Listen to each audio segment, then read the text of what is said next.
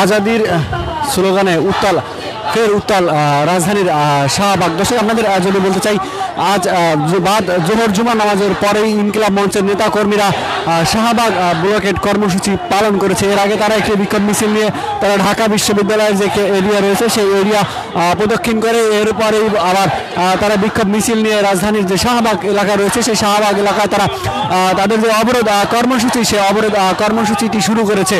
এবং এখানে আমরা শুরু থেকেই লক্ষ্য করেছি জনসমাগম কম থাকলেও ধীরে ধীরে আসলে সময় বাড়ার সাথে সাথেই সেই জনসমাগম কর্মী বাড়তে শুরু করেছে এবং সেই সাথে বিভিন্ন ধরনের আজাদির যে স্লোগানগুলো রয়েছে সেই স্লোগানগুলো তারা একের পর এক দিচ্ছেন এবং নেতাকর্মী যারা রয়েছেন ইনকিলাব মঞ্চের তাদেরকে আবার মুখরিত করার চেষ্টা করছেন। দর্শক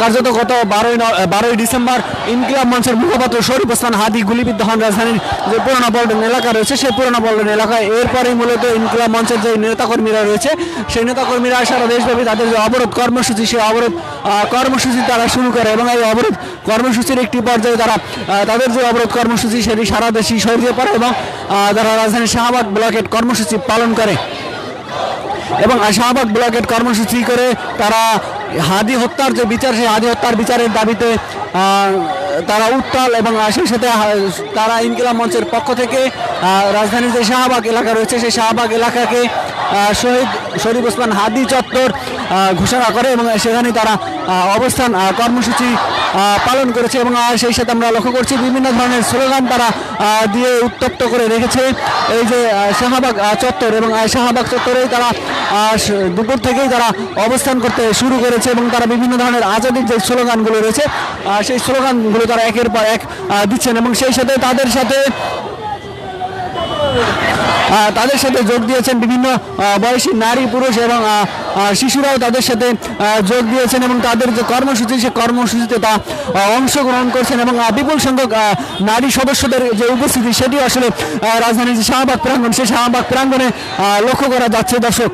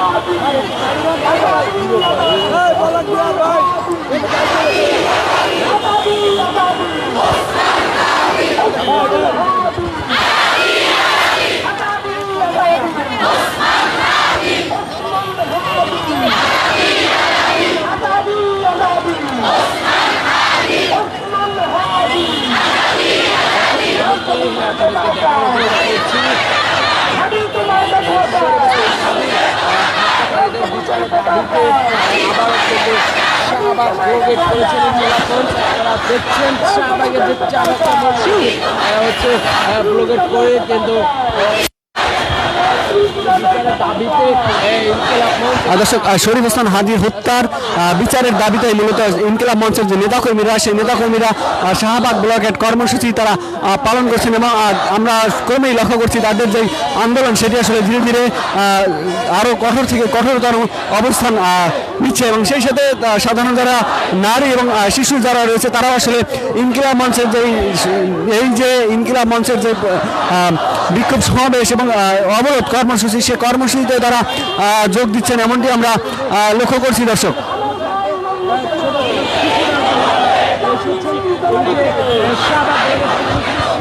একের পর এক স্লোগান এবং সেই সাথে কবিতা আবৃত্তি এবং গজল এবং হাম এবং নাচ পরিবেশন করছেন এই ইনকিলাব মঞ্চের নেতাকর্মীরা।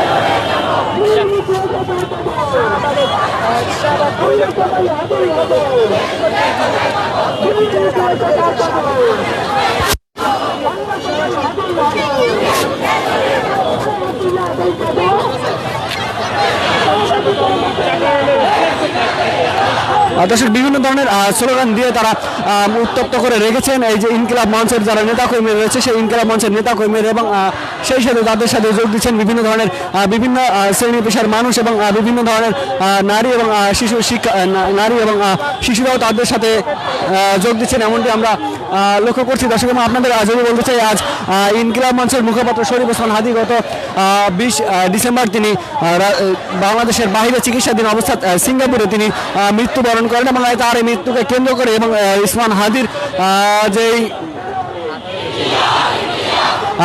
মৃত্যুর যে হত্যার যে বিচারের দাবি সেই বিচারের দাবিতে ইনকিলাব মঞ্চের যে নেতাকর্মীরা তারা সমাবেত হতে শুরু করে এবং ইনকিলাব মঞ্চের নেতাকর্মীরা হাদী হত্যার বিচারের দাবিতেই মূলত তারা উত্তাল করে রেখেছে রাজধানীর যে শাহবাগ প্রাঙ্গণ। দর্শক আপনাদের যদি বলতে চাই বিভিন্ন ধরনের প্লে কার্ড নিয়ে এবং বিভিন্ন ধরনের প্লে কার্ড নিয়ে এসেছেন বিভিন্ন জন এবং সেই সাথে হাদী হত্যার বিচারের দাবিতে বিভিন্ন ধরনের প্লে কার্ড আমরা লক্ষ্য করছি। দর্শক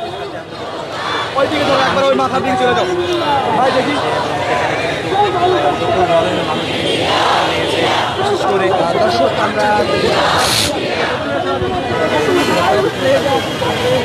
কিন্তু বাংলাদেশের ছোট ছোট শিশুরাও কিন্তু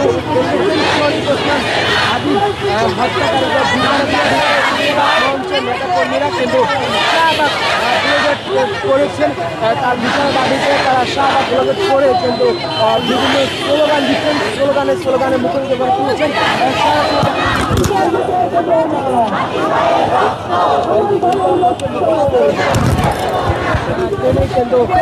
দর্শক এখানে উপস্থিত আছেন বিভিন্ন শ্রেণী পেশার মানুষ এবং বিভিন্ন ধরনের শিশুরাও এখানে এসেছেন। আমরা কথা শিশুদের যে মন্তব্য এবং শিশুদের সাথে কথা বলবো এবং তাদের যে উপলব্ধি এবং হাদী হত্যার বিচারের যে দাবি সে দাবির ব্যাপারে কি বলছেন তারা এবং কি ভাবছেন সেটি আসলে জানতে চেষ্টা করবো দর্শক। এবং এই মুহূর্তে আপনারা দেখানোর চেষ্টা করছি রাজধানীর যে শাহবাগ প্রাঙ্গণ সেই শাহবাগ প্রাঙ্গণে বিভিন্ন শিশুরা সহ উপস্থিত হয়েছেন, বিভিন্ন নারীরাও উপস্থিত হয়েছেন।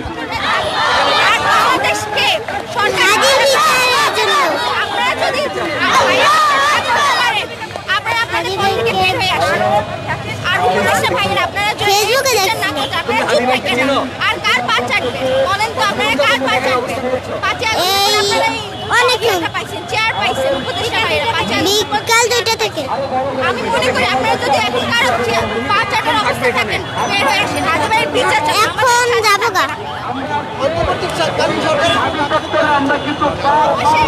দর্শক তারা চুপ আছে কেন? তাদের কথা বলা উচিত। তারা এখন 5 আগস্টের পর আমরা তাদেরকে দিছি, আমরা তাদেরকে সবাই রাজি হয়েছি যে ওনারা জায়গাটা পাইছে, ওরা চুপ কেন আসছে? ওনাদের তো কথা বলা উচিত অবশ্যই। ওনারা কেন এখনো বসে আছে? হাদী ভাইয়ের বিচার এখন পর্যন্ত তারা করতে পারলো না, এখন পর্যন্ত আসামিকে বের করতে পারলো না, তারা এখন পর্যন্ত কোনো কথাই উঠায় না এটাই নিয়ে। সবাই কেন চুপ আছে? হাদী হত্যার বিচার নিয়ে ইন্টারিম সরকার পুরোপুরি চুপচাপ হয়ে আছে। মানে তাকে নিউজ থেকে মিডিয়া থেকে ব্ল্যাক আউট করে দেওয়া হচ্ছে। প্রশাসন অন্য সমস্ত নিউজগুলো ভাইরাল করতেছে, এই করতেছে। আপনি একটা দেশ চালাচ্ছেন, আপনি অন্য দেশের সাথে আপনার নিশ্চয়ই কন্ট্যাক্ট আছে, আপনি কেন তাহলে অন্য দেশে জানে এখন হাদী ভাইয়ের কথা কেন আসামিকে বের করে পারতেছেন না? আপনি বের করতে পারতেছেন না কেন?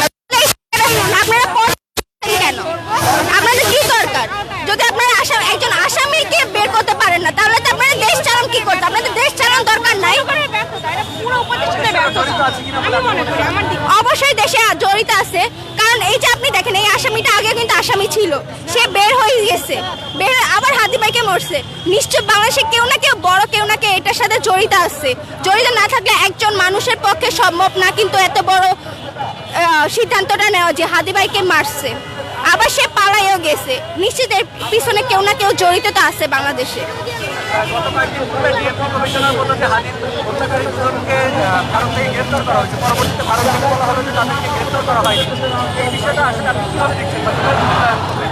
আমি মনে করি তারা কিছু না কিছু তো চাইতেছে, এর পিছনে কিছু না কিছু তো একটা কারণ আছে।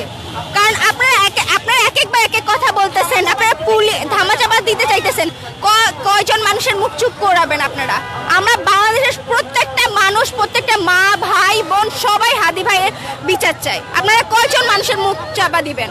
5 আগস্ট পারছেন, কারো মুখ চাপা দিতে পারেন নাই, সেহেতু এই হাদী ভাইয়ের বিচারের পারবে না। যতদিন না বিচার থামতেছে তত হবে না, ততদিন না আমরা রাজপথে থাকবো, আমরা থামবো না।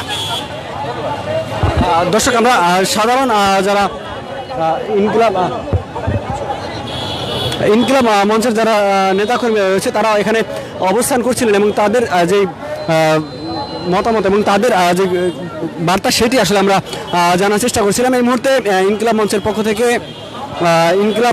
পক্ষ থেকে একটি বার্তা দেওয়া হয়েছে এবং মাগরিবের নামাজের যে বিরতি সেই নামাজের বিরতিও দেওয়া হচ্ছে ইনকিলাব মঞ্চের পক্ষ থেকে। দর্শক দৈনিক সকালের সরাসরি সম্প্রচারের সঙ্গে থাকার জন্য আপনাদের আন্তরিকভাবে ধন্যবাদ জানাচ্ছি। এতক্ষণ জানাচ্ছিলাম শহীদ শরীফ ওসমান হাদির হত্যার বিচারের দাবিতে উত্তাল শাহবাগের যেই বর্তমান যে পরিস্থিতি সেই পরিস্থিতি জানানোর চেষ্টা করছিলাম আমি মাহফুজুর রহমান।